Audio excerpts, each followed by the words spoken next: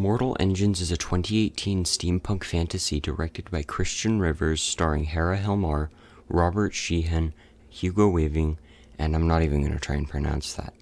It's described by thenumbers.com as thousands of years after civilization was destroyed by a cataclysmic event, humankind has adapted and a new way of living has evolved. Gigantic moving cities now roam the earth, ruthlessly preying upon smaller traction towns. Tom Natsworthy, who hails from a lower tier of the great traction city of London, finds himself fighting for his own survival after he encounters the dangerous fugitive Hester Shaw. Two opposites whose path should never have crossed forge an unlikely alliance that is destined to change the course of the future. I haven't seen this film, and turns out most everyone else didn't either. Join me and let's find out why.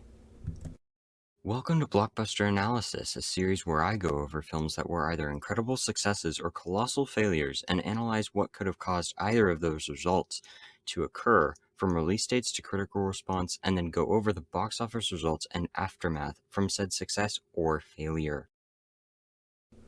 Mortal Engines was directed by Christian Rivers, a first-time director brought on by legendary director Peter Jackson.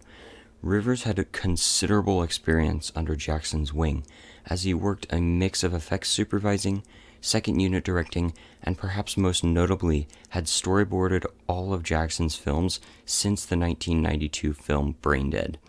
Although he had no experience of directing a full movie, he had considerable experience in assisting one of the most influential directors of the decade. Peter Jackson, he of the two Middle-earth trilogies, was a fairly good person to bring on for this film. I believe he was planning on directing it, but then The Hobbit got in the way.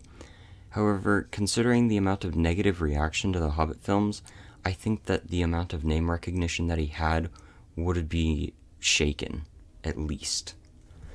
On the acting side of things, the cast wasn't super popular. Hera Helmar wasn't too well known, so there isn't really much to say for her.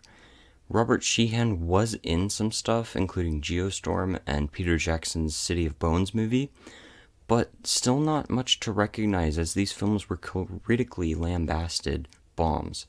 One actor that I think the movie was riding on was Hugo Weaving. Weaving was a mainstay in Jackson's films, playing Elrond in the Middle-earth films, while also having a sizable number of parts outside of that. From Agent Smith of the Matrix trilogy to Red Skull in the first Captain America movie, and a whole bunch of other stuff. He was definitely a name worth advertising. And while the cast wasn't super notable, and the crew was built upon the name of a powerhouse whose pedestal was starting to crack. Mortal Engines was released on December 14th, 2018, with no delays due to production or reshoots to my knowledge. December is a fantastic time to release a film of this size, and it has been proven to work with a bunch of Jackson's movies. All of the Middle-earth films were released around the same time frame, and were wildly successful. However, there was one thing that all of those films had in common that this one didn't have at all. The film was hit hard by critics, lamenting its direction and screenplay while praising its effects, which is like, duh, and its score. Rotten Tomatoes was the lowest of the reviewing sites with a 26% approval rating from 189 critics. Its consensus reads, Mortal Engines has no shortage of eye-catching special effects, but lacks enough high-octane narrative fuel to give this futuristic fantasy sufficient cinematic combustion. At this point in box office history, it would have been a minor miracle if the film had been a success, considering Rotten Tomatoes' modernized usage as a warning device to filmgoers, but there were other signs.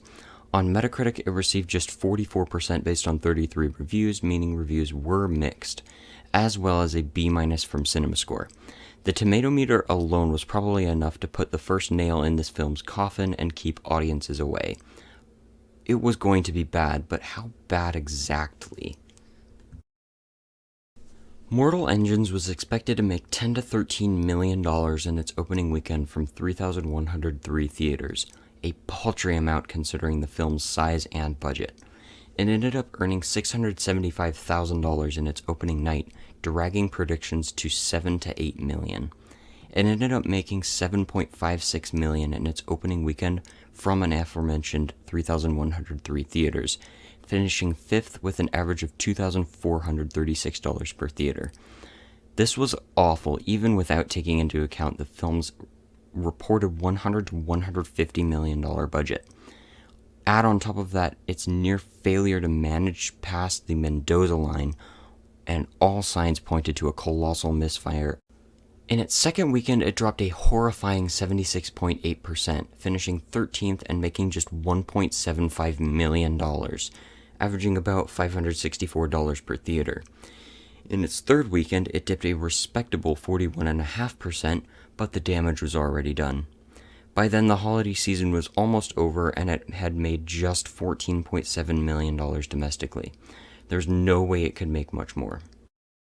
It held on to theaters for 2 more weeks, dropping 2,423 and 446 theaters each weekend respectively, falling 78.5% and 72% to $220,000 and $62,000. It ended its domestic run on January 17, 2019, with a domestic total of $15,951,040 after just 35 days of release. Then again, the Middle-earth films had a large international audience, so perhaps it could at least save face abroad. Unfortunately, it didn't. It opened a week prior to its domestic release and made $18.1 million from 43 markets, and things never got better. It ended its run with a terrible $69.53 million abroad, bringing its worldwide total to $85,480,271. Its biggest markets ended up being China with $7.43 million, Russia with $7.05 million, and Germany with $5.28 million. This was a terrible result for a film that cost at least $100 million. But how much did it lose? Reports surfaced from analysts stating that the film lost close to $175 million, including Deadline, which estimated it lost $174.8 million. To find the amount myself, I plugged in my numbers and found that, when only accounting for its production budget, it made revenues of around $34.68 million and lost anywhere from $65.32 million to $115.32 million from its production budget alone. According to Deadline.com, it also had a $120 million advertising budget, with an estimated $110 million production budget. Taking that into account, it could have lost around $195 million, but that doesn't take into account other revenues it generated. Mortal Engines went down as one of the biggest box office bombs of the 2010s, joining the likes of The Lone Ranger and John Carter. Wow, what a pattern. To be honest, I was somewhat surprised that this movie did as bad as it did, considering Peter Jackson was behind it, but then again, it had tons of stuff working against it. I think the biggest impact was its critical response, followed by the lack of notable people within the film. If it wasn't for this response, I would think that it would have at least saved face. Anyways, that's it for me this time. If you liked this video, consider subscribing for other films to be analyzed, and be sure to comment anything you thought could have affected its success and discuss what elements you liked or disliked down below.